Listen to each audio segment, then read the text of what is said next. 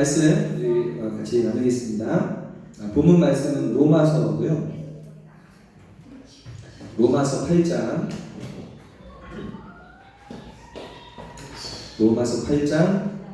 19절부터 21절 19, 20, 21절 이렇게 보겠습니다. 로마서 8장 19, 20, 21절 성경책 없으신 분 앞에 띄워드립니다. 우리 같이 한 목소리로 또박또박 이렇게 한 목소리로 같이 읽겠습니다. 시작. 피조물이 고대하는 바는 하나님의 아들들이 나타나는 것이니 피조물이 험한 데 굴복하는 것은 자기 뜻이 아니요 오직 굴복하게 하시는 이로 말미암으니라. 그 바라는 것은 피조물도 썩어짐의 종로를 탄 데서 해방되어 하나님의 자녀들의 영광의 자유에 이르는 것입니다. 아멘. 아멘. 네. 우리가 지난주부터 지난주 또 이번 시간 다음 주는 이제 마크 목사님께서 주일날 예배를 이제 인도해 주시고요. 그래서 지난주에 저희가 우리가 뭐에 대해서 나누겠죠? 정체성. 너는 누구냐? 한번 인사 다시 한번 해주세요. 옆에 보면서 너는 누구? 당신은 누굽니까? 이렇게. 당신은 누굽니까? 네? 여러분 누군지 알고 계십니까? 네? 여러분의 정체성이 분명하세요? 내가 누구인지? 이 정체성이 세우는 게 얼마나 중요한지 몰라요. 지난 시간에도 말씀 나눈 것처럼 이 정체성이 우리 안에서 회복된다는 거, 그리스도인으로서 회복되는 것이 얼마나 이 중요한지 몰라요. 지난 시간에도 이제 몇 가지 그 정체성의 회복에 대해서 나눴지만 오늘 하나 더 먼저 말씀을 드릴게, 이 우리의 정체성의 회복과 성령의 충만함, 이것이 굉장히 밀접해요. 여러분 성령 충만을 원하시죠? 네? 성령 충만 원해서 기도도 하고 말씀도 읽고 그러는 거 아니에요. 우리가 예배를 드리고 하는 거 성령의 충만한 가운데 살아야 되니까. 근데 이 성령 충만한 가운데 살아가는 그 방법 중에 하나, 그리고 아주 중요한 것이 바로 이 정체성의 회복인 거예요. 누가복음에 보면 누가복음 3장 21절 22절에 보니까 백성이 다 세례를 받을세 예수도 세례를 받으시고 기도하실 때 하늘이 열리며, 그죠? 성령이 비둘기 같은 형체로 그 위에 강림하시더니 하늘로부터 소리가 나기를 너는 내 사랑하는 아들이라 내가 너를 기뻐하노라. 이거 아시죠? 예수님이 세례를 받으시고 올라오시는 그 상황에서 하나님께서 그 예수님을 향해서 예수님이 어떤 분이신지에 대해서 선포하시는 거예요. 너는 내 사랑하는 아들이고 내 기뻐하는 자다. 정체성을 선포해 주시는 거예요. 예수님의 정체성. 그리고 나서 누가복음 그 선포가 있고 난 뒤에 쭉 족보 이야기가 나와요. 잠시 족보에서 마지막은 하나님이라. 그래서 하나님까지 쭉 올라가고 그 다음에 이어서 4장 1절에 이어서 나오는 말씀이 뭐냐면 예수께서 성령의 충만함을 입어 요단강에서 돌아오사 이렇게 있어요. 그러니까 예수님께서 지금 세례를 받으셨죠. 그리고 올라오셨을 때 하나님의 하나님이 정체성을 선포해 주셨어요. 그리고 나서 시험이 있었죠. 광야에서. 그 테스트가 뭐냐면 정체성을 흔드는 시험이었어요. 마귀가 와가지고 네가 진짜 하나님의 아들이냐? 그 계속 예수님의 그 정체성을 흔드는 거예요. 예수님이 그 시험에서 이기셨어요. 정체성을 온전히 세우셨단 말이에요. 흔들리지 않고. 그리고 난 뒤에 성경에 기록하기를 예수님이 성령의 충만함을 입어 이제 나오시는 거예요. 이제 본격적으로 공생의 사역으로 들어가시는 거예요. 이 정체성의 회복과 성령의 충만함이 연결되어 있다는 거죠. 밀접하게 연결되어 있다는 거예요. 그래서 그리스도인들이 성령의 충만한 그 삶을 살고 싶다면 반드시 우리가 누구인지를 알아야 돼요. 여러분이 누구인지를 알아야 돼요. 그 정체성이 분명해야 돼요. 정체성이 희미하고 내가 누구인지를 모르고 나는 그냥 항상 아무것도 아니고 나는 항상 나약하고 나는 항상 못하고 그런 정체성을 갖고 있으면 그 위에 하나님이 막 은혜를 막 부어주고 막 이렇게 해도 밑빠진 독에 물붓기가 되는 거예요. 뭔가 채워져야 되는데 밑이 빠져있는 거예요. 그래서 계속 그냥 부어지는데 흘러가요. 그냥 쏟아지는 거예요. 왜요? 정체성이 분명하지 않아요. 내가 누구인지를 모르는 거예요. 그래서 이 정체성의 회복과 이 성령 충만한 이것의 관계, 그래서 더더욱 우리에게는 정체성의 회복이 필요하다, 중요하다, 이 말씀을 잠깐 드리고요. 그 다음에 오늘은 미리 말씀을 드리면 지난 시간에는 정체성의 회복이 왜 중요한지, 그리고 우리가 어디에 우리의 정체성을 둬야 하는지에 대해서 말씀을 나눴어요. 하나님의 말씀에 우리의 정체성을 둬야 되는 거. 여러분의 감정에 여러분의 정체성을 두는 게 아니고 다른 사람의 말에 여러분의 정체성을 두는 게 아니고 하나님의 말씀에서 내가 누구인가, 그리스도 안에서 나는 누구인가, 거기에 우리의 정체성이 있어야 된다.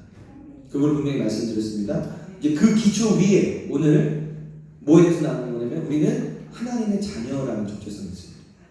하나님의 자녀, 나는 하나님의 자녀다라는 그 확신, 그냥 머리로만 우리는 그냥 하나님의 자녀지, 이게 아니라 내 안에서, 내 심령에서 나는 하나님의 자녀다, 나는 하나님의 아들이다, 나는 하나님의 딸이다라는 이 분명한 정체성이 내 안에 세워져 있습니다.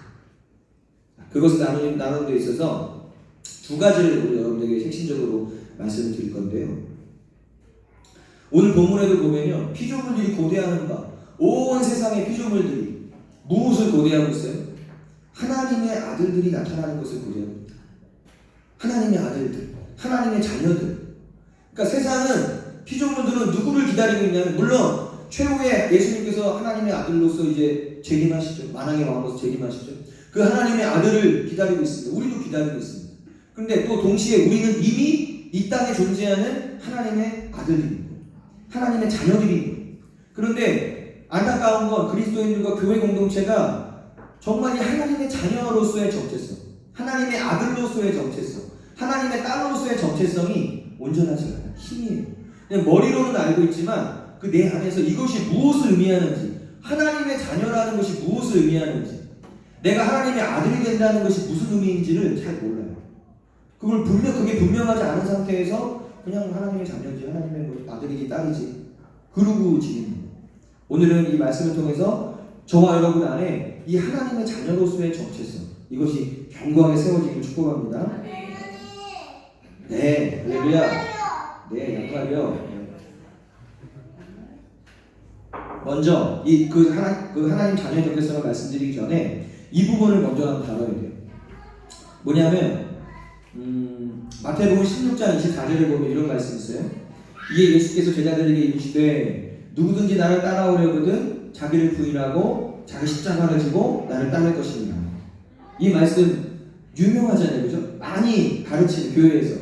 그래서 우리가 주님을 따르기 위해서는 자기를 부인해야 됩니다. 자기 부인하십시오. 자기 십자가를 져야 됩니다. 자기를 부인하고 자기 십자가를 지고 그래 가야지. 이게 제자의 길이니까 가야지. 그러니까 이 말씀을 가지고 자기 부인에 대한 그 가르침을 많이 해요.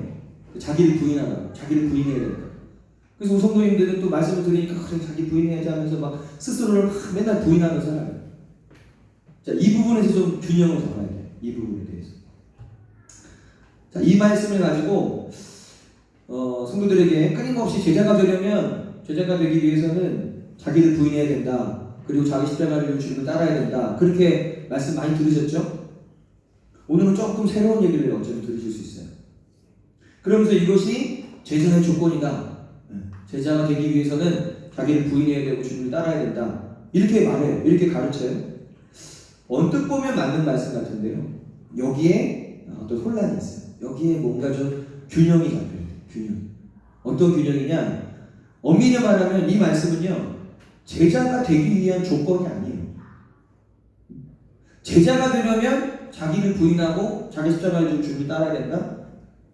그런 말씀이 아니에요. 예수님 말씀을 보세요. 이 예수께서 제자들에게 이르시되 누구든지 나를 따라오려거든 자기를 부인하고 자기 십자가를 지고 나를 따라야 된다. 이 말씀은 네가 제자가 되려면 너를 부인하고 네 십자가 지고 나 따라야 돼. 이런 의미가 아니라는 거예요. 이런 의미가. 그럼 어떤 의미입니까? 이 말씀은요, 이미 제자가 된 사람들에게, 이미 제자인 그 사람들에게 마땅히 요구되는 삶을 말씀하시는 거예요. 자, 보세요. 이게 되게 중요한 거예요. 당신이 제자가 되기 위해서는 자기를 부인하고 십자가를 따라야 됩니다. 이 말하고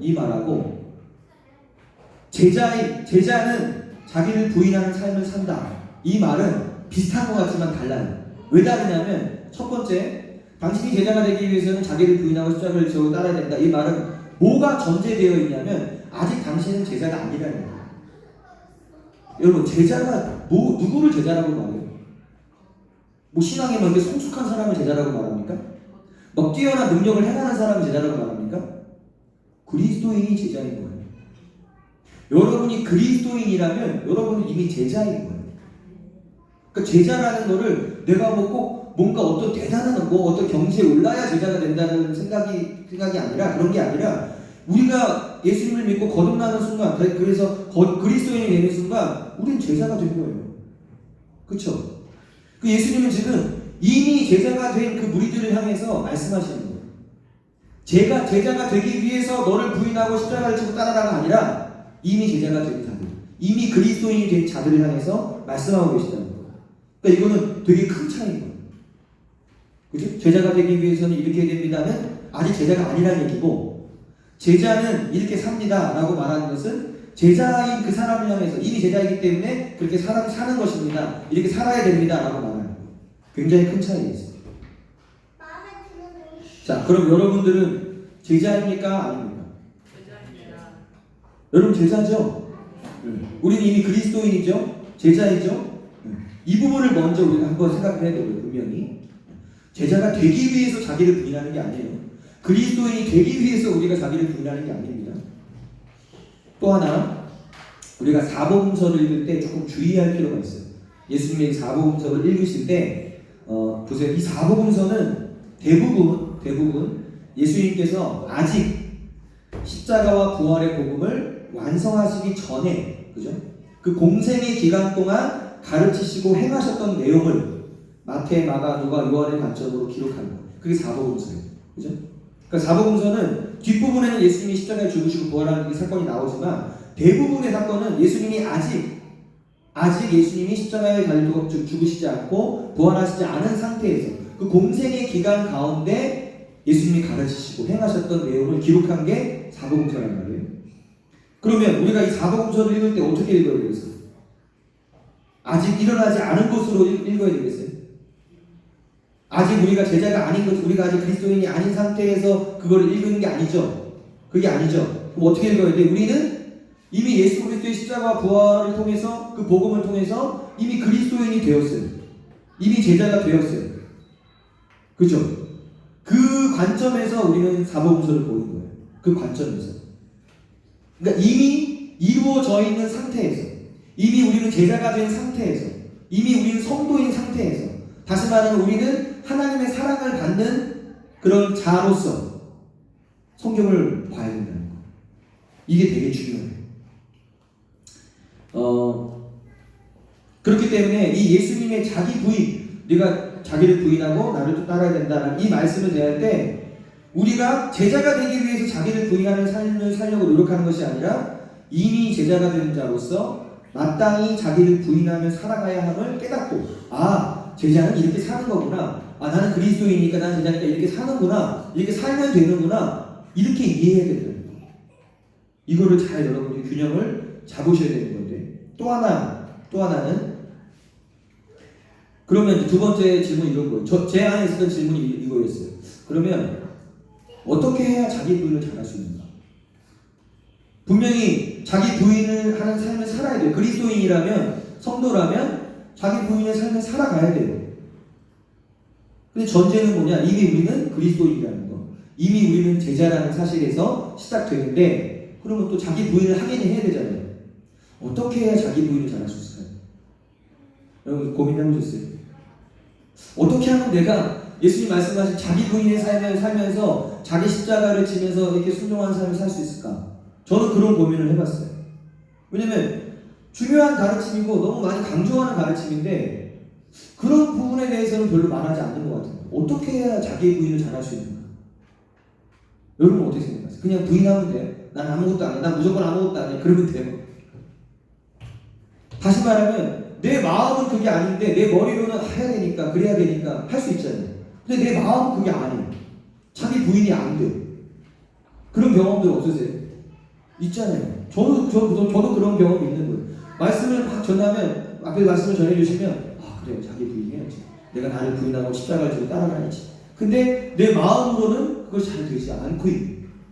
이 갈등이 있는 거예요. 이 갈등. 그러면 어떻게 이 갈등을 해소할 것이냐, 이 갈등을. 그 답을 오늘 여러분이 말씀드릴게요. 이것은 우리의 정체성하고도 굉장히 밀접하게 연결이 되어 있어요. 그래서 제가 이 부분을 먼저 다루는 겁니다. 자, 제자가 되기 위해서 자기를 부인하는 것은 아니지만 분명한 것은 그리스도인이라면 자기를 부인하며 끊임없이 주님을 따라가는 이 제자의 삶을 살아가야 된다. 이거는 부인할 수 없어. 이거는 명백한 것이야. 제가 주님께 이렇게 물어본 거죠. 주님, 그럼 그리스도인들이 자기를 부인하며 살아가는 것이 성경적인 것이고 너무 중요한 가르침인데 그러면 어떻게 해야 자기 부인을 잘할 수 있을까요? 이 질문을 주님께 드린 거예요. 주님이 이렇게 말씀하셨어요. 저에게. 자기 부인 이전에 자기 사랑이 먼저다. 그리스도 안에서 건강한 자기 사랑이 없이는 자기 부인이 어렵다. 저 그걸 듣고 깜짝 놀랐어요. 왜냐면 그런 얘기를 잘 들어보지 못했기 때문에. 근데 이 얘기를 듣고 나서 가만히 생각해보기 시작하는 거예요. 묵상해보기 시작하는 거예요. 말씀을 연구해보기 시작하는 거예요. 그런데 이 말씀이 진짜 맞는 말씀이에요. 자기 부인 이전에 자기 사랑이 먼저예요. 물론 이 자기 사랑은 그냥 우리가 그리스도 밖에서 자기를 막 나는 내가 너무 좋아하고 어떤 자기의 그게 아니고 그리스도 안에서 자기를 사랑하는 거예요. 이것이 먼저다는 거예요.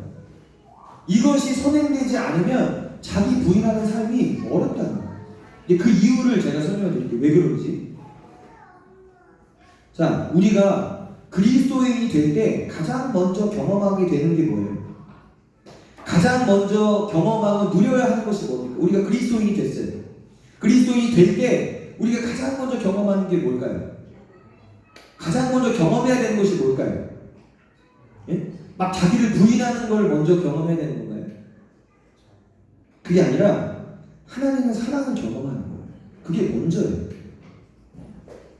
하나님의 사랑을 경험할 때 그 사랑에 의해서 그 사람이 하나님을 향해서 마음을 돌이키게 되고 거기에 감사하게 되고 구원의 길로 들어가게 되는 거거든요. 그러니까 예를 들면 믿지 않은 사람이에요. 지금 아직 하나님을 몰라요. 하나님 누군지도 모르고 하나님의 사랑에서도 사랑인지도 모르고 하나님이 이 사람을 사랑하고 있는지 그런 것도 전혀 몰라요. 근데 그 불신자를 향해서 회개하십시오! 어떠실 것, 여러분이라면 어떠실 것 같아요? 네 나야! 그러지 않겠어요? 저라면 그러겠어요. 내가 하나님도 누군지도 모르고 하나님 사랑도 몰라. 아무것도 몰라요. 하나님의 은혜도 몰라요. 그냥 불신자고 그냥 나를 위해 살고 있었던 사람이에요. 근데 다짜고짜 어떤 사람이 와가지고 회개하십시오. 회개 안 하면 지옥 갑니다. 그러면 그 말에 그래 내가 지옥 가면 안 되지. 내가 회개 그런 사람이 몇 명이나 될까요? 거의 없을걸요. 그러면 그들에게 필요한 게 뭐예요? 그들에게 가장 먼저 필요한 게 뭐예요? 하나님이 당신을 얼마나 사랑하시는지 알게 해주는 거예요. 그 하나님의 은혜가 어떤 은혜인지를 알게 해주는 게 먼저인 거예요. 그렇지 않아요? 그럼 그거를 그 사람이 경험했어요. 뭐라고? 난 하나님을 알지도 못하는데 내가 알지도 못하는 그 하나님께서 나를 사랑하셔서 자기의 독생자를 죽이시기까지 나를 이렇게 사랑하셨다는 얘기인가? 그것을 사람이 경험하게 되면 어떻게 해요? 마음이 열려요. 그 하나님에 대해서 생각하게 되는 거예요. 그 사랑이 먼저인 거예요. 우리가 그리스도인이 될 때 가장 먼저 경험해야 되는 것은 하나님의 사랑이 되는 것입니다. 사랑. 하나님이 나를 얼마나 사랑하시는지. 그리고 그 사랑 안에서 나를 새롭게 보기 시작하는 거예요. 그 사랑 안에서. 내가 하나님의 사랑받는 자라는 사실을 깨닫는 거예요. 내가 그 하나님의 그리스도 안에서 하나님의 놀라운 사랑을 받고 있는 자라는 사실을 깨닫는 거예요. 이것이 건강한 자기 사랑의 기초입니다. 이 기초가 있어야 돼요. 이 건강한 자기 사랑이 있어야 돼요. 그런 사람이 이제는 여러분 사랑을 내가 받게 되면요 사랑하게 됩니다. 그 사랑의 크기에 따라서 그 사랑의 깊이에 따라서 그 사랑을 내가 경험하면 경험할수록 그 사람이 좋아지고 그 사람에 대한 사랑의 마음이 생기고 그래서 사랑이 사랑을 낳는다는 표현이 있는 거예요. 사랑이 사랑을 낳아. 명령과 요구가 아니라 사랑이 사랑을 불러와요. 자, 누군가를 따르는 것. 누군가를 따르기 위해서 자기를 부인하는 삶. 이거 결코 쉬운 삶 아니에요. 쉬운 삶이 아니에요. 이거는 단순히 명령하고 요구한다고 해서 될 수 있는 게 아니에요. 그렇죠. 여러분이 예를 들면 마음이 없어. 그 사람에 전혀 마음이 없고 어떤 감동도 없고 어떤 마음의 움직임도 없는데 그냥 명령하는 거예요. 당신 이렇게 당신을 부인하고 저 사람 무조건 따라. 이게 명령이야. 그러면 더구나 이제 하나님 말씀이야 그래버리면 하나님 말씀이라고 하니까 그걸 거절할 수는 없지만 내 마음에서는 아니 그것이 동하지 않은데 내 마음에 뭔가 감동이 되지 않는데 그런 상태에서 여러분 십자가를 지면서 주기까지 따를 수 있겠어요? 솔직하게 어렵죠. 그거 어려운 것이고 그거 쉬운 거 아니에요. 그런 자기 부인의 삶은 그런 자기 십자가를 지고 나아가는 삶은요 너무나 어려운 거예요. 또 하나의 율법처럼 돼버리고 우리 무거운 짐이 돼갖고 막 신앙생활이 그러니까 신앙생활하는 사람들이 이 말씀 때문에 걸려가지고 자기 부인 자기 십자가 그래 내가 힘들어도 그냥 짐을 지고 무조건 그러니까 보니까 막 그 어깨에 막 짐들이 막 잔뜩 얹혀져 있어요. 예수님 그거 원하실까요? 예수님이 정말 원하시는 삶이 예수님이 정말 말씀하신 그 자기 부인과 자기 십자가를 지고 살아가는 삶이 그런 삶인가요? 예수님 이렇게도 말씀하셨잖아요. 내 짐을 싣고 가볍다. 내 멍에를 메라. 그럼 예수님은 분명히 내 짐을 싣고 가볍다고 말씀하셨는데 왜 그리스도인의 삶의 무게가 그렇게 무거운 거예요? 뭔가 지금 좀 잘못되어 있는 거죠. 어떤 균형이 지금 잡혀야 되는 거죠. 균형. 내 마음이 감동되지 않고 마음이 움직이지 않으면서 누군가를 따르고 거기다 자기를 부인하면서 그것이 정말 어려운 일이에요. 근데 안타까운 건 많은 교회와 많은 목회자들과 가르치는 자들 또 성도들이 마치 예수님이 그리스도인들에게 요구하는 삶이 그런 삶인 것처럼 가르쳐놨어요. 그냥 무조건 무거워도 져야 돼. 십자가 무조건 내일 져야 돼. 무겁게 가야 돼. 그렇게 가르치고 그렇게 행해왔어요. 그러다 보니까 이 자기 부인이란 예수님이 말씀하신 이 말씀이 너무 우리에게 무겁게 다가와요. 너무 무겁게. 근데 주님은 그런 방식으로 우리를 이끌지 않으십니다. 하나님은 사랑이세요. 여러분, 그러니까 입장을 바꿔서 생각해보세요. 여러분이 사랑하는 자녀들을 향해서 여러분은 어떻게 하시겠어요? 그렇게 막 네가 힘들어도 무조건 짐 짊어져. 막 이렇게 마음이 내키든 내키지 않든 막 짊어져. 그리고 가. 그렇게 하시겠어요? 아니잖아요. 그러니까 하물며 사랑이신 그 하나님께서 어떻게 하시겠어요? 그렇게 하시지 않죠. 주님께서는 우리의 마음이 없는 순종과 행위를 원하시지 않아요. 그걸 막 요구하시지 않아요. 그걸 막 그렇게 하라고 막 하시지 않아요. 주님이 원하시는 이 자기 부인의 삶은 억지로가 아니고 마치 주인을 사랑하기 때문에 스스로 종이 된 그 이야기 있잖아요. 그 이야기 보면 분명히 희년이 대해서 종을 풀어줘야 돼요. 그래서 가게 만들어 자유케 해줘야 돼요. 그런데 그 종이 그 주인과 함께 있으면서 사랑을 너무 많이 받은 거예요. 이 주인이 너무 좋은 거예요. 그래서 분명히 자유케 되었거든요. 자유할 수 있거든요. 그럼에도 불구하고 스스로 이 귀에 구멍을 튼 곳으로 뚫어서 종이 됩니다. 주님이 원하시는 건 그거예요. 내가 원하지도 않고 마음에 원하지도 않고 내키지도 않는데 그냥 해야 되니까 억지로 끌려가듯이 그런 삶이 아니고 이 예처럼 그 주인으로부터 너무나 많은 사랑을 받았어요.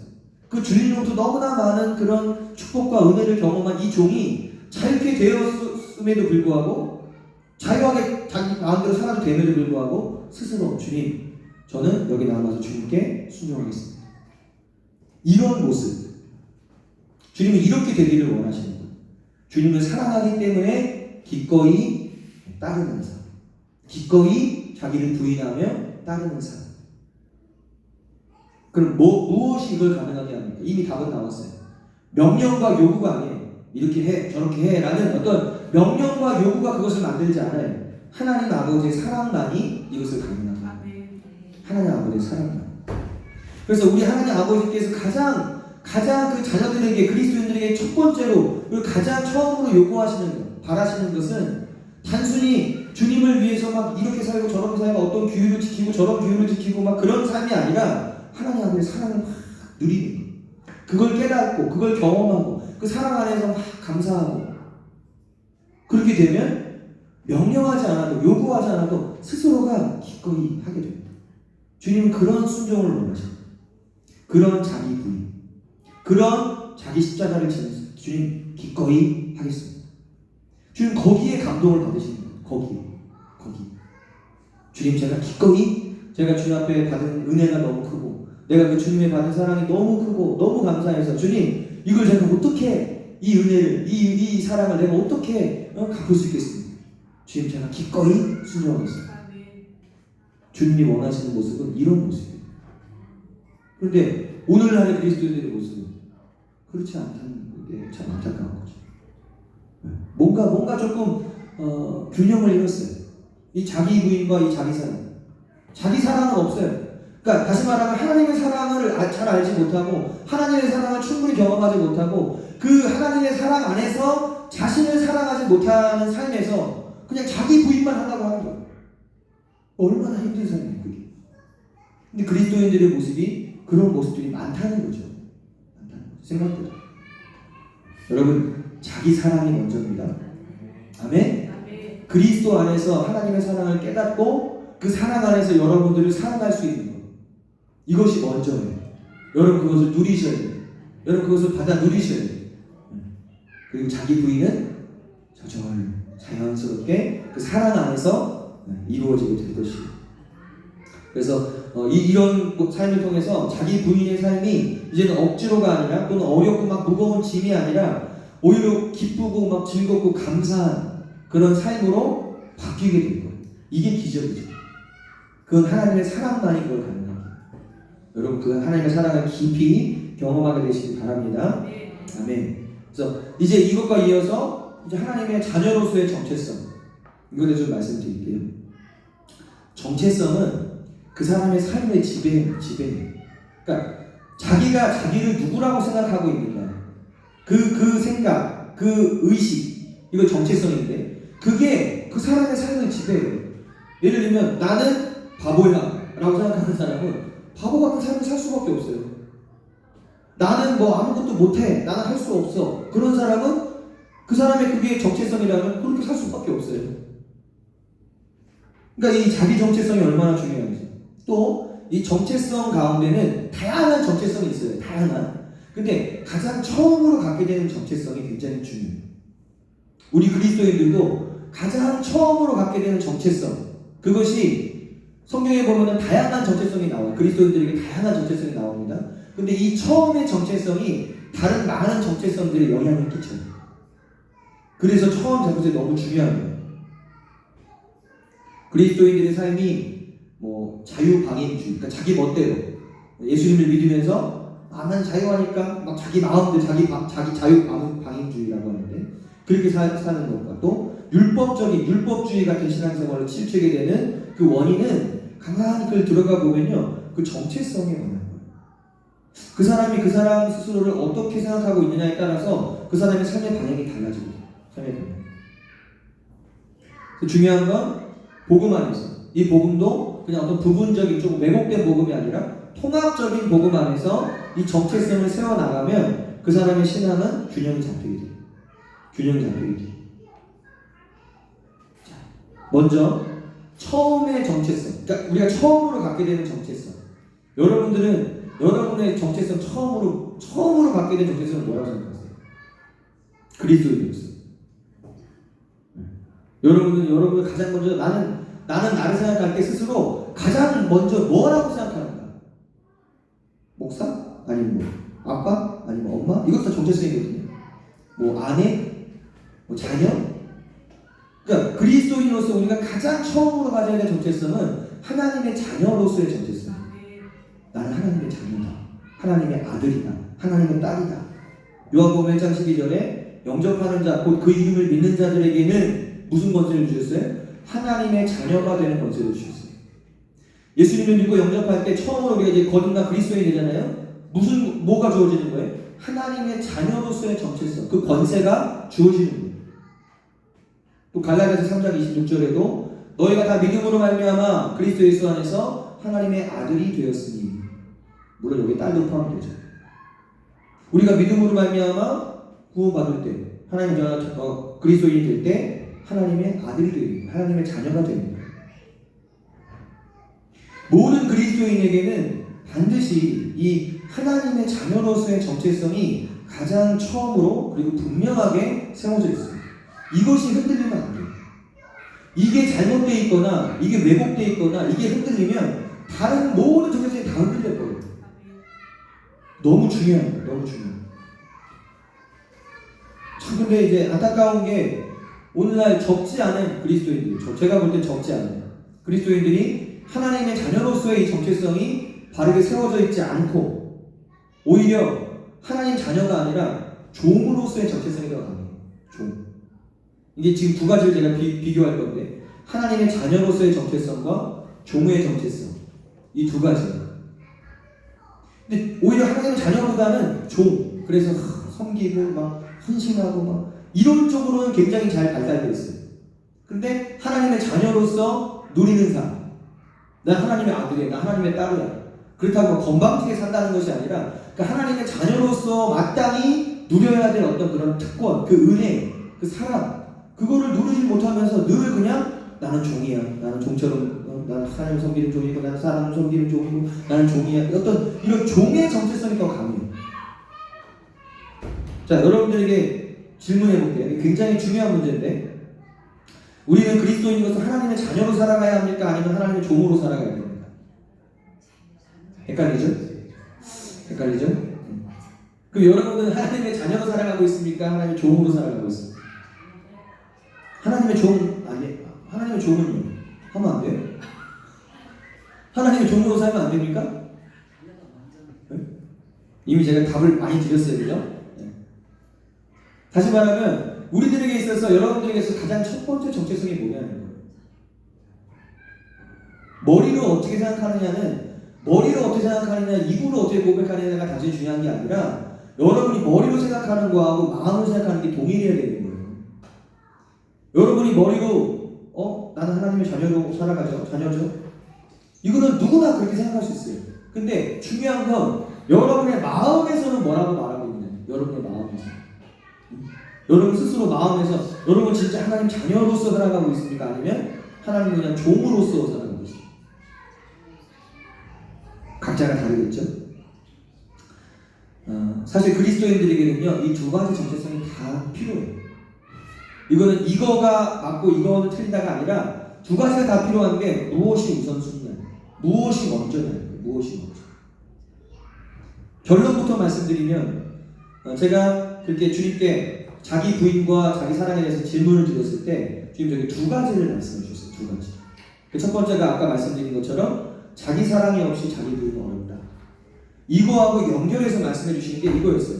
참된 하나님의 아들로서의 정체성이 바르게 세워지지 않은 상태에서 참된 종으로서 충성하기는 어렵다. 다시 말하면 아들이 되지 않고는 종이 될 수 없다는 거예요.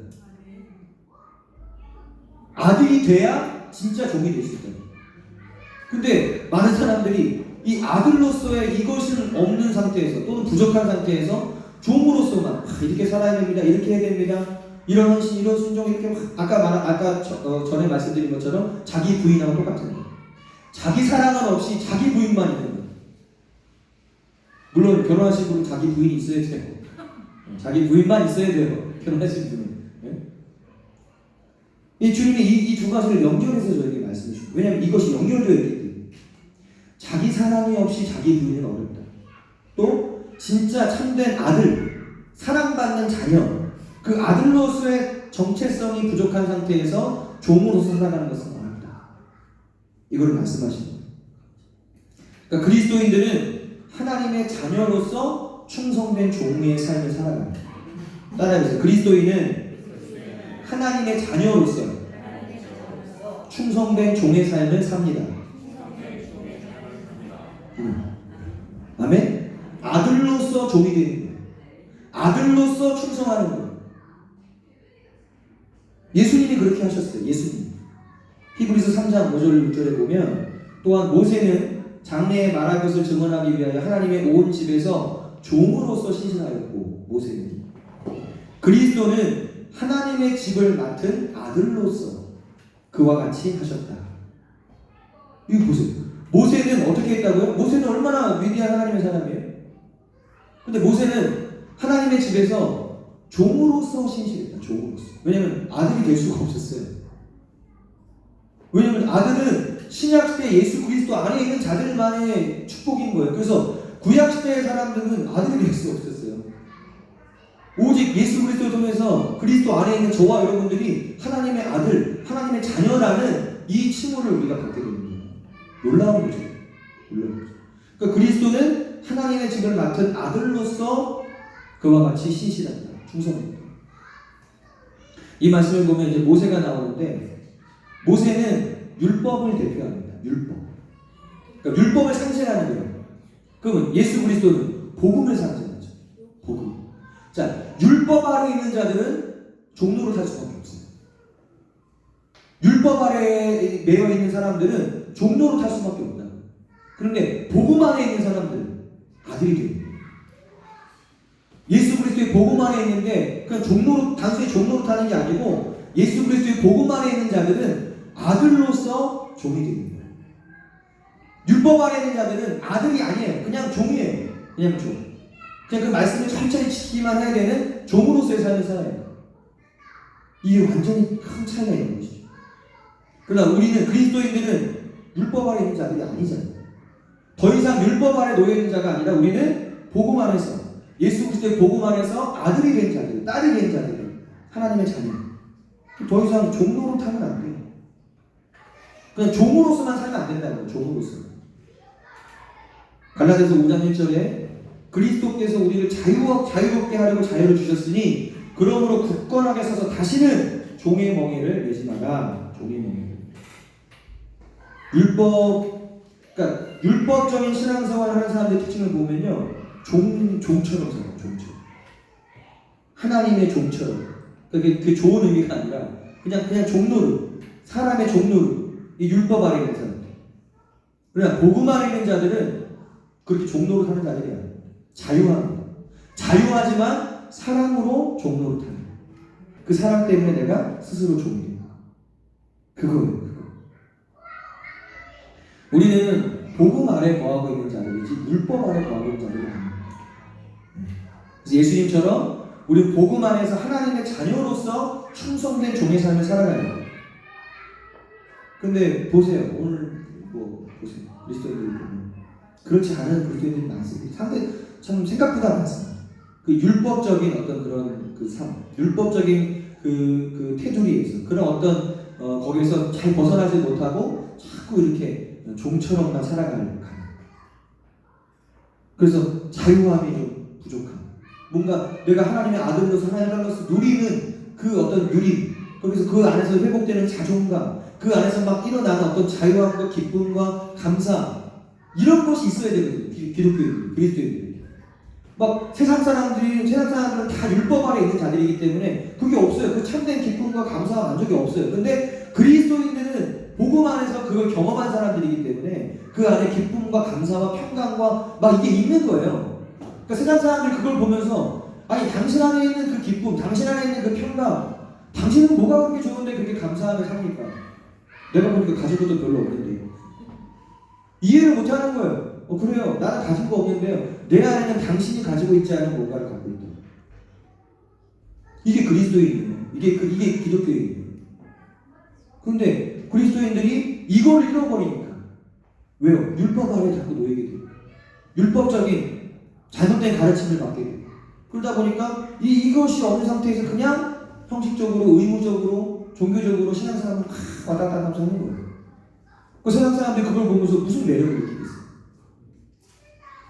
전혀 매력이 없는 거죠. 그런 그리스도인들. 여러분, 주님이 우리를 잘 켜셨습니다. 아멘? 더 이상 종로로 타지 마세요. 아멘? 네. 누구에게도 종로로 타지 마세요. 교회 안에서도 종로로 타지 마세요. 세상에서도 종로로 타지 마세요. 여러분, 하나님의 아들, 하나님의 딸이에요. 아멘? 그 정체성을 가지고 살아가야 돼요. 담대하게. 그리고 그래야 선한 영향력을 끼칠 수 있는 것이에요. 네. 잘 이해가 되고 계시죠? 이 하나님의 자녀로서의 정체성이 얼마나 중요한지. 그 다음에 또 이어서 계속 말씀드리는 건 양자의 영에 대한 거예요. 양자의 영. 이 하나님의 자녀로서의 정체성이 회복되는 것과 이 양자의 영이 같은 그 의미가 있기 때문에 하나님의 자녀로서의 정체성이 깊게 뿌리내리고 견고하게 세워지기 위해서는 가장 먼저 의무나 규율을 막 지키는 게 아닙니다. 근데 우리는 오늘날 교회들이 많이 그걸 너무나 요구해 왔어요. 막 그리스도인이 됐는데 이제 막 의무와 규율과 막 그런 걸 막 제시하기 시작하는 거예요. 이렇게 신앙생활 해야 되고 저렇게 해야 되고 새벽에 빠지면 안 되고 뭐 참석해야 되고 금식해야 되고 기도해야 되고 또 다른 율법이 주어집니다. 율법에서 막 해방된 사람에게 또 다른 율법을 지어줍니다. 실제로 그랬습니다.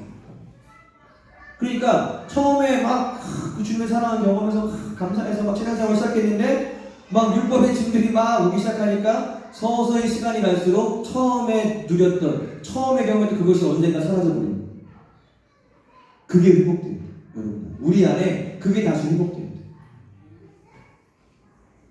하나님의 자녀에게 가장 먼저 중요하고 필요한 건 그 하나님 아버지의 사랑을 깨달아 알고 그 사랑을 누리는 거예요. 근데 이 사랑은 그냥 인간의 지성으로 이해할 수 있는 사랑이 아니기 때문에 그래서 하나님이 누구를 보내주셨냐면 우리 안에 성령을 보내주십니다. 성령.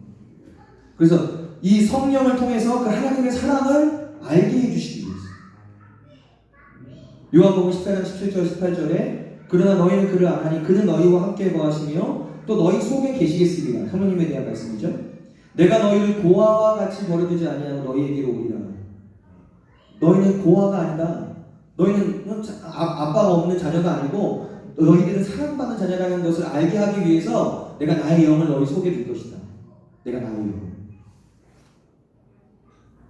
또 고린도전서 2장 9절에도 10절에도 기록된 바 하나님이 자기를 사랑하는 자들을 위하여 예비하신 모든 것을 눈으로 보지 못하고 귀로 듣지 못하고 사람의 마음으로 생각하지도 못하였다는 것 같으니라. 오직 하나님이 성령으로 이것을 우리에게 보이셨으니 성령은 모든 것 하나님의 깊은 것까지도 통달하시느니라.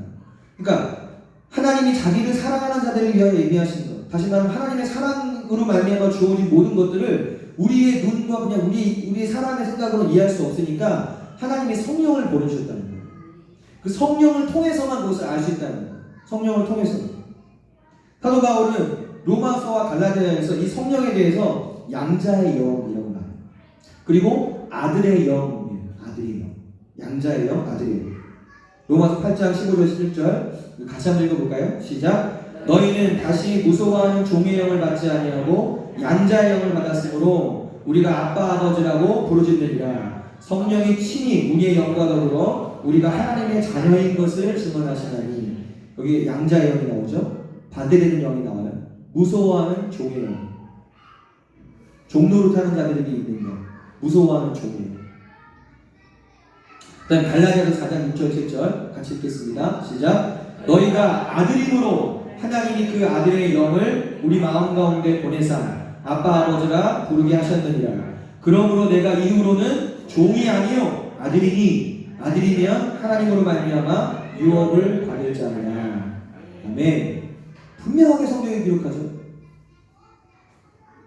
자 보세요. 하나님이 자 이렇게 질문해 볼게요. 여러분 성령님이 여러분 안에 계십니까? 아멘. 여기부터 시작하는 거예요. 성령님이 계세요? 아멘. 네. 그럼 성령님이 왜 거기에 계신 거예요? 왜 여러분 속에 계신 거예요? 하나님이 왜 여러분 속에 성령님을 두신 거예요? 이 말씀대로라면 여러분이 하나님의 자녀이기 때문에, 여러분 하나님의 아들이고 하나님의 딸이기 때문에. 이 말은 또 다시 말하면 여러분이 하나님께 엄청난 사랑을 받고 있기 때문에. 그러니까 내 안에, 우리 안에 하나님의 영이신 성령님이 내주하고 계신다는 이 말의 의미는 우리가 하나님의 자녀라는 뜻이에요. 하나님의 아들이래요. 하나님의 아들, 하나님의 딸이라는 뜻이에요. 그 말은 하나님은 하나님의 자녀들을 엄청나게 사랑하세요. 어마무시하게 사랑하세요.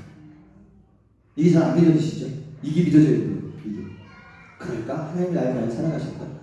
아니 내 안에 성령님을 두셨잖아요. 그 증거로 내 안에 성령님을 두신 이유가 그거라니까요. 그 성령님이 우리 안에서 양자의 영이신 아들의 영이신 그 성령님이 우리 속에서 뭘 알게 해주실까요? 우리 속에서 증언하신다고 했는데, 너희 속에서 성령이 증언하신다고 했는데 뭘 증언해 주세요?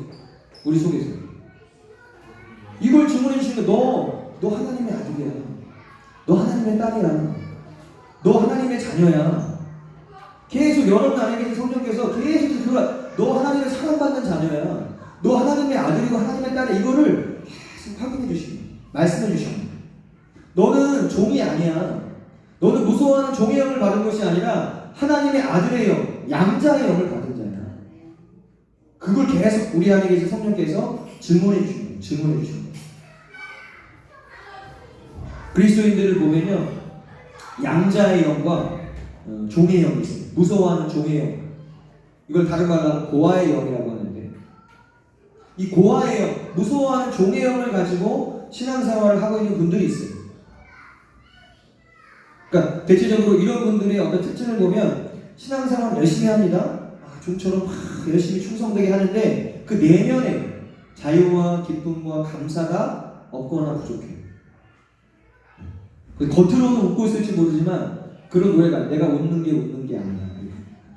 내가 겉으로는 막 웃고 있는데 내가 사실 웃는 게 아니야. 겉과 속이 차이가 있는 거, 다른 거예요. 겉으로는 막 괜찮은 척해요. 오늘날 그 미소들 보면 겉으로는 나이스해 보이고 뭐예요. 근데 그 내면에는 뭔가 퍽퍽함이, 그 외로움, 어떤 두려움 여전히 자리 잡고 진정한 그리스도인의 모습이 아니죠. 그래서 이런 무서워하는 종의 영, 다시 말하면 이 고아의 영은 사람으로 하여금 어떻게 느끼게 만드냐면 나는 사랑받지 못하고 있는 것 같아 라고 느끼게 만들어요. 또 나는 존중받지 못하고 있는 것 같아 라고 느끼게 만들어요. 그리고 또 하나, 나는 언젠가는 거절당하거나 쫓겨날 수도 있어.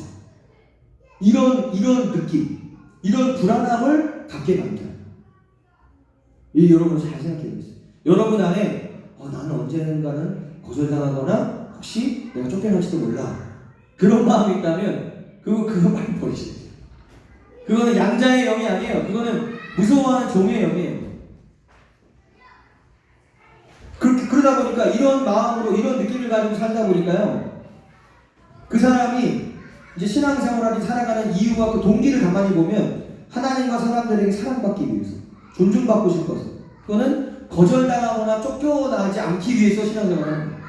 내가 막 이렇게 하지 않으면 내가 거절당할 수도 있어. 내가 막 이렇게 열심히 하지 않으면 쫓겨날 수도 있어. 그런 어떤 불안함과 두려움 속에서 신앙생활을 하게 돼요. 그러다 보니까 막 사람에게 목매달게 되고, 막 인정에 막 치우치게 되고, 신앙생활을 막 열심히 하긴 하는데 그 안에 어떤 외로움과 그 불안함과 두려움이 늘 자리 잡고, 이런 느낌을 갖게 만드는 영이 바로 무서워하는 종의 영이에요. 이게 고아의 영이에요. 오늘 이것이 깨어지기를 축복합니다. 이것이 완전히 깨어지기를 축복합니다. 양자의 영으로 그냥 확 여러분이 이미 양자의 영을 받았는데 여러분 그거에 대해서 잘 인식을 못해서 그러는 거예요. 그것이 더 커져야 돼요. 우리 안에서 더 커져야 돼요. 그러나 우리 안에 계신 성령님은 양자의 영이세요. 그럼 양자의 영이신 성령님이 우리에게 하게 하시는 건 뭐예요? 너는 사랑받고 있어. 너는 사랑받는 자야. 너는 존중받는 자야. 너는 절대로 거절당하지 않아. 너는 절대로 쫓겨나지 않아. 하나님은 너를 거절하시지 않아. 하나님은 너를 쫓겨내시지 않아.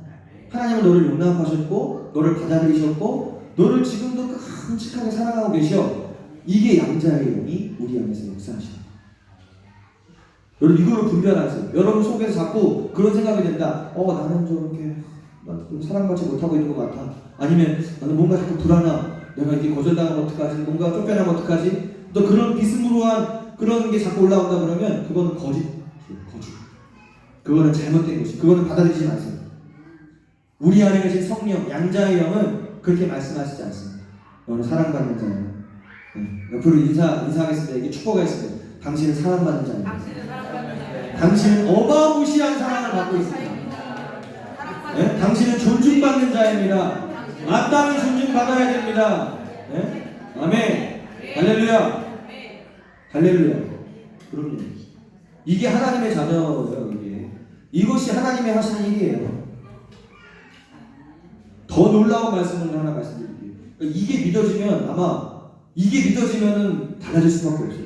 예수님이 놀라운 말씀하셨는데 요한복음 17장 23절에 같이 읽겠습니다. 시작. 곧 내가 그들 안에 있고 내 아버지께서 내 안에 계시어 그들로 온전함을 이루어 하나가 되게 하려 함은 아버지께서 나를 보내신 것과 또 나를 사랑하신 같이 그들도 사랑하신 것을 세상으로 알게 하려 함이로소이다. 여기 굉장히 충격적인 선언이 있죠. 하나님이 우리 사랑하시는데 누구처럼 사랑하신다고요? 이게 믿어지세요? 이게 믿어져야 돼요. 하나님이 여러분들을 사랑하시는데 그냥 여러분으로서 사랑하시는 게 아니고 마치 예수님을 사랑하시는 것처럼 여러분을 사랑하신다. 하나님이 예수님을 얼마나 사랑하실까요? 예수님을 얼마나 사랑하실까요? 하나님께서, 아버지께서. 그만큼, 그 정도로 여러분들을 사랑하신다. 그러니까 자기 아들을 내어주시죠. 여러분이 그 정도의 가치가 있기 때문에 그 자기 아들을 내어주신 거예요. 그 정도로 사랑하시기 때문에. 그러니까 여러분이 나는 사랑받지 못하고 있어. 이 말은 하나님에게 어떻게 보면 하나님에게는 큰 모욕이 될 수 있어요. 그렇지 않아요? 내가 너를 사랑해서 내 아들을 죽기까지 내어줬는데 내가 너를 그렇게 사랑하고 있고 그렇게 사랑했는데 사랑받지 못하고 있다고 느낀다고? 내 남편에게, 내 어떤 사람들에게 그럴 수 있어요. 근데 하나님은 여러분들을 사랑하지 않으신 적이 없어요. 응? 그걸 생각하면 하나님 앞에서 하나님 난 사랑받지 못하는 것 같아. 그렇게 말하면 안 돼요. 하나님 나는 하나님의 놀라운 사랑을 받고 있습니다. 지금 그것으로 인해 감사드립니다. 내가 그 사랑을 오늘도 누립니다. 그러면 이 안에서 막 사랑이 막 샘솟죠. 사랑을 받는 게 아니라 여러분 사랑을 주는 사람이 되는 거예요. 받으려고 막 몸에 다는 게 아니라 내 안에 사랑이 너무 넘치니까 좀 받으세요. 좀 가져가세요. 좀 이렇게 사랑을 좀 흘려보내는 이게 그리스도인의 삶입니다. 이게 진짜 그리스도인으로 살아가는 거예요. 사랑을 막 주는 거예요. 없는데 주는 게 아니고 없는데 막 아까운데 주는 게 아니고 흘러 넘쳐 막 차고 넘치니까 좀 가져가십시오. 좀 막 퍼다 주고 막 이렇게 퍼다 주는데도 더 나오는데요. 뭐 더 생기는데 이게 그리스도인. 이게 우리들이 그렇게 살아야 돼요. 하나님의 자녀로서의 정체성이 분명하게 세워질 때 이 일이 일어나는 거예요. 사도 바울도요, 이 하나님의 아버지의 사랑을 굉장히 강력하게 선포합니다. 로마서 8장 31절 39절 우리 좀 길지만 같이 한번 믿음으로 읽으면서 선포하면서 같이 읽겠습니다. 시작. 그런즉 이 일에 대하여 우리가 무슨 말하리요? 만일 하나님이 우리를 위하시면 누가 우리를 대적하리요? 자기 아들을 아끼지 아니하시고 우리 모든 사람을 위하여 내주시니가 어찌 그 아들과 함께 모든 것을 우리에게 주시지 아니하겠느냐? 누가 능히 하나님께서 택하신 자들을 고발하리요? 의롭다 하시는 하나님이시니 누가 정죄하리요? 죽으실 뿐 아니라 다시 살아나신 이는 그리스도 예수시니 그는 하나님 우편에 계신 자요 우리를 위하여 간구하시는 자시니라. 누가 우리를 그리스도의 사랑에서 끊으리요? 환난이나 곤고나 박해나 기근이나 적신이나 위험이나 칼이야. 기록된 바 우리가 종일 주를 위하여 죽임을 당하게 되며 도사에 당할 양같이 여김을 받았나이다 함과 같으니라. 그러나 이 모든 일에 우리를 사랑하시는 이로 말미암아 우리가 넉넉히 이기느니라. 내가 확신하노니 사망이나 생명이나 천사들이나 권세자들이나 현재일이나 장래일이나 능력이나 높음이나 깊음이나 다른 어떤 피조물이라도 우리를 우리 주 그리스도 예수 안에 있는 하나님의 사랑에서 끊을 수 없으리라. 아멘. 강력하죠? 아멘. 사도 바울이 강력하게 외치는 거예요. 내가 확신한다. 내가 확신한다. 그 어떤 것도 우리를 향한 그 하나님의 사랑을 끊을 수가 없다.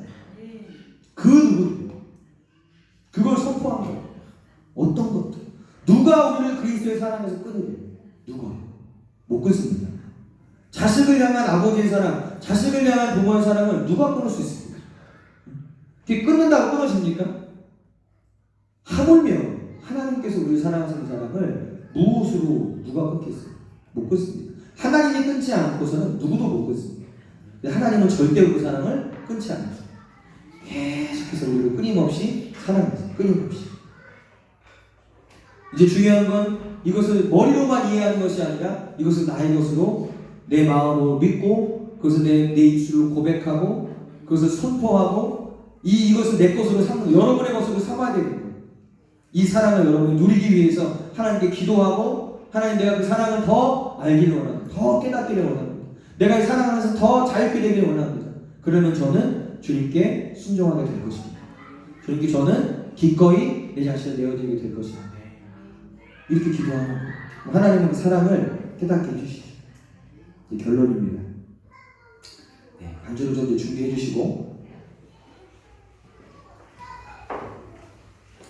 네, 내용 좀 있지만 한 가지 이제 간증, 은혜로운 간증 하나를 여러분에게 말씀드리고 그다음 우리가 찬양하고 기도하도록 하겠습니다. 되게 중요해요. 우리가 이 정체성을 회복하는 게 너무 중요해요. 이것이 제대로 회복되지 않으면 우리의 신앙생활 자체가 흔들려요. 내가 누구인지를 모르니까. 하나님이 누구이신지를 모르고 그 하나님 안에서 내가 누구인지를 모르면 그냥 신앙생활이 흐지부지 되거나 방향이 없고 어떤 목적이 없어져 버려요. 그래서 하나님이 누구이신지를 알고 그 하나님 안에서 내가 누구인가를 발견하는 거예요. 다시 말해서 정체성을 발견하는 거예요. 그걸 회복하는 거예요. 이게 너무나 중요해요. 근데 여러분 잘 아시는 김영희 선교사님 아시죠? 네, 그분의 제가 그 동영상도 보기도 하고 가끔씩 그다음에 이제 책을 이제 보기도 했는데 그 내용 가운데 굉장히 이것을 우리에게 좀 심어줄 수 있는 좋은 은혜로 간증이 있어서 여러분과 함께 나누고 그리고 기도하도록 하겠습니다. 네. 제목은 이래요. 그때 너는 더욱 내 아들이다. 이런 글인데 제가 좀 읽겠습니다. 아이들을 낳고 주님을 향한 나의 믿음으로 의기양양하게 아이들을 선교사로 바쳤다. 때가 되어 첫 아이가 중학생이 되었을 때 너무 장성하면 선교사 되기 어려운데 빨리 이방인을 만들어야 할 선교를 할 텐데 내 안에 이런 조급한 마음이 있었지만 나갈 길은 좀처럼 열리지 않았다. 아이가 고1이 되자 비정상적으로 공부에 시달리다가는 선교사 될 준비를 전혀 못하고 나이를 먹겠구나 싶어서 아이와 의논하고 자퇴를 시켰다. 검정고시를 치르고 해외에 아는 선교사에게 가서 거기서 외국 문화를 경험하고 언어를 배워 이방 사람이 되려고 하였다. 그러니까 이제 아이를 선교사로 미리 보내신 거죠. 몇 달이 지나서 아이가 보고 싶기도 하고 어떻게 지내는지 궁금하던 차에 그곳에서 함께 사역하는 선교사 한 분이 잠깐 귀국을 했길래 우리 아이 잘하고 있느냐 물었더니 잘하고 있다. 너무 잘해서 탈이다 라고 말했다. 너무 잘해서 탈이라니 칭찬을 한다고 하는 말이 오히려 내 마음을 건드렸다. 그게 무슨 의미냐고 다시 물으니 나이에 비해 너무 잘해서 하는 칭찬이라고 하였다. 고작 고1을 마친 나이가 아닌가. 그런데 어떨 때는 말수가 적어지고 너무 우울해 보여서 왜 그러는지 어렵게 하는 말을 들어보니 그 나이에 얼마든지 실수할 수 있는데 실수를 하고 나서 그런 자신을 용납하지 못한다는 것이다. 자격도 안 되는 어린 자기를 선교사로 보내주신 하나님을 실망시키고 누구보다 자기를 믿어주는 아버지의 기대를 실망시킨 자신이 용서가 안 되어 어렵다고 했다는 것이다. 이렇게 얘기했대요. 그 이야기가 내 마음에 부담으로 바뀌었다. 이 자식이 오해하네.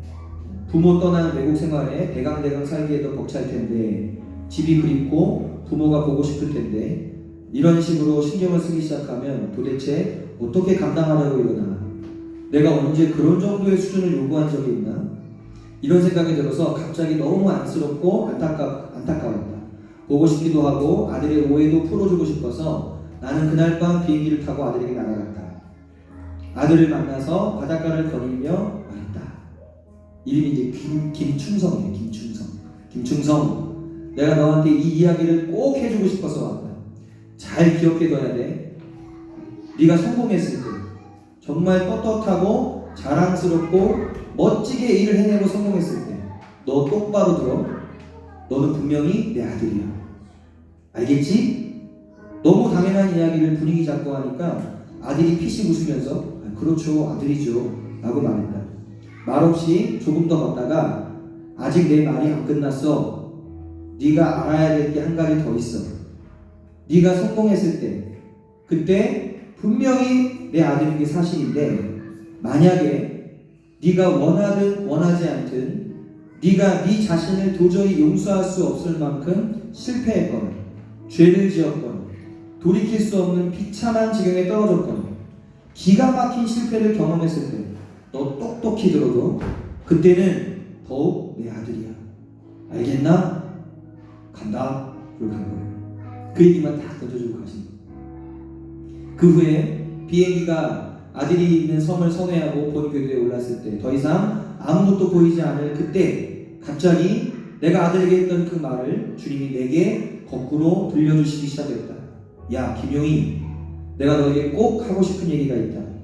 네가 성공했을 때, 잘 나갈 때 그때 너는 분명 내 아들이다.